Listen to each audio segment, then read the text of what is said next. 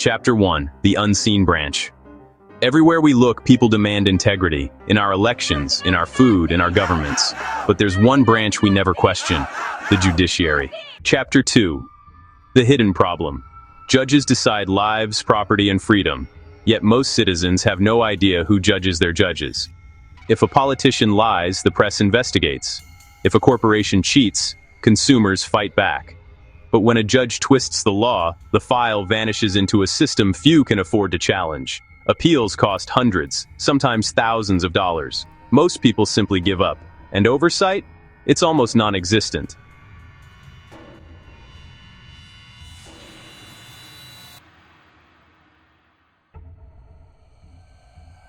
Chapter 2. Part 2. Establishing the intentional failure. Let's be clear. Judges aren't making honest mistakes. They are making intentional bad rulings. When a judge chooses corruption, they know you have only one way out: pay for an appeal. The appeal process is designed to be too expensive for regular people. They know that 9 out of 10 citizens can't pay the price of justice. They use your financial pain as their protection. That's the 90% lie. Let's stop and review the California Commission on Judicial Performance, CJP. In 2019, the CJP, California's official judicial watchdog, reported a 10-year low in investigations. Of the 1,209 complaints received, the Commission closed 93% of cases after an initial review. Only one led to a formal proceeding. Chapter 3. The National Proof of Systemic Corruption. This failure is not accidental. It is systemic and by design. This problem, while magnified in California, is happening in the rest of America. The fact that the federal judicial system took 0 formal remedial actions, 0 censure, 0 suspension, 0 removal, out of over 1,283 complaints in a year, mirrors the state-level CJP data. This pattern demonstrates the success of the legal system's current core function: the self-protection of its own judges in violation of their judicial oath. This results in the death of deterrence. When judges know the odds of serious discipline are mathematically 0 out of 1,200 complaints, there is no deterrent to misconduct. This certainty of impunity gives the judge the confidence to engage in willful judicial dishonesty, knowingly misinterpreting law or facts, because the only practical threat is a costly, uncertain appeal, which they know 90% of litigants cannot afford. Chapter 4. The JARC Solution. Breaking the 3 pillars. This systemic zero accountability is not an accident. It is sustained by 3 pillars of judicial immunity. What is JARC? The Judicial Accountability and Remediation Commission, JARC, is a proposed, constitutionally mandated, independent oversight body designed to replace the current system of judicial self-regulation in California.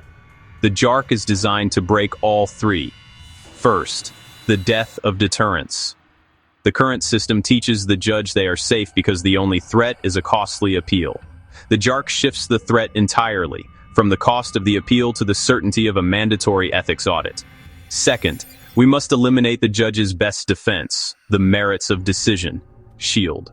The CJP data shows that over 1,000 complaints were dismissed because they were deemed related to merits of decision or ruling. This finding is the ultimate procedural shield. It allows the oversight body to ignore clear ethical misconduct by reclassifying it as a mere legal error. The system forces the victim into the appellate court to challenge the legal error at massive cost. The JARC Solution. The JARC's core definition of misconduct explicitly overrides this shield. We define misconduct as willful judicial dishonesty, the act of knowingly misrepresenting the law or facts, which is an ethical violation entirely separate from whether the ruling is eventually overturned on appeal. And finally, the JARC must overcome the institutional firewall. The state and federal oversight documents confirm that the entire system is reliant on administrative oversight and judicial councils. Our focus is on the California Administrative Oversight. The system describes itself as an interlaced, multi-tier system, but in practice, it is a firewall of peer review. The JARC Solution. The JARC replaces the peer review firewall with a citizen majority. 4 out of 7 commissioners who have no professional obligation to protect judicial institutions, ensuring that the oversight is truly external and independent. Chapter 5. Let's now look at the human cost. When misconduct hides behind procedure, real people pay the price. Families lose homes, small businesses close, citizens lose faith in the system meant to protect them. Because when law loses honesty, everything built upon it begins to crumble. Chapter 6. Pattern of evasion. Most people assume judicial corruption is clear, but the corruption doesn't always look like bribes or cash. Sometimes it's invisible, hidden in procedural abuse. And this abuse comes in the form of specific actions, like a discovery sanction used to bury evidence, a conflict of interest never disclosed, a ruling made to protect a powerful firm, not the law. Let's look more closely at the example we just raised. Discovery sanctions used as tools by the judges. Specifically, California law.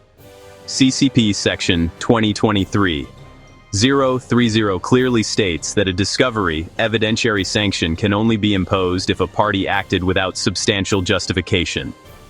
When a judge wants to protect a powerful party, they hide their corruption by using a discovery sanction.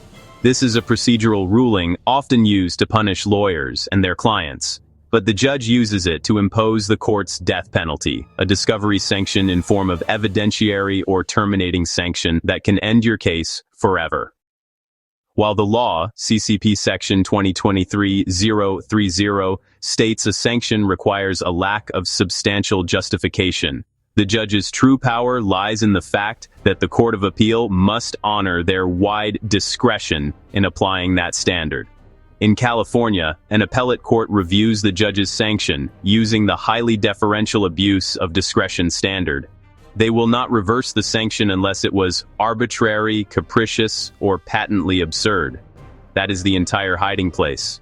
That silence, the legal ability to execute a case-ending action without a mandatory, detailed ethical explanation, combined with that high bar of judicial discretion, allows a judge to terminate a case to protect a powerful vested interest, then remains silent about the true ethical rationale. The appellate court is forced to uphold that silence because they can only review the judge's discretionary ruling, not the ethical motives that created it. The JARC ends that. When enforcement disappears, justice becomes selective, and when procedure replaces truth, corruption hides in plain sight. Chapter 7. The Turning Point. But what if oversight were automatic? What if every ethics complaint triggered a free audit, using technology to spot misconduct patterns before they destroy lives? That's the vision behind the Judicial Accountability and Remediation Commission, or JARC. 3 legal experts, 4 vetted citizens, 1 mission, independent review beyond politics or profit. JARC's mandate forces the judge to justify their conduct. If they cannot, their silence becomes the evidence of misconduct. The JARC process is simple, transparent, and mandatory. It starts when a citizen files a complaint. That complaint instantly triggers a mandatory ethics audit. This audit is conducted using the power of AI technology combined with professional human review. The commission delivers clear, verifiable findings on the judge's conduct. And those findings come with teeth.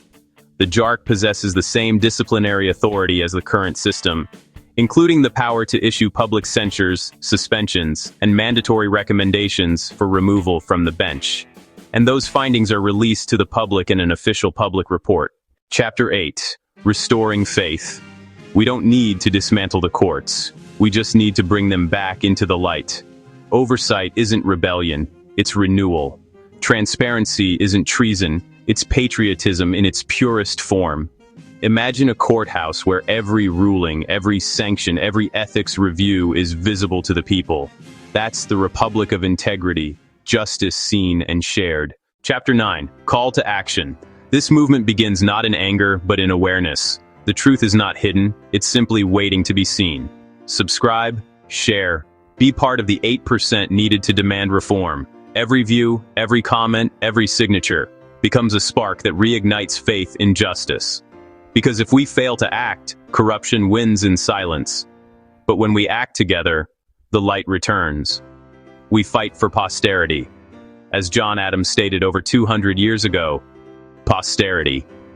You will never know how much it costs the present generation to preserve your freedom. I hope you will make good use of it. If you do not, I shall repent in heaven that I ever took half the pains to preserve it. This was episode 1, The Integrity Paradox. Next, the missing vehicle for remedy. Until then, stay awake, stay courageous, stay in the light.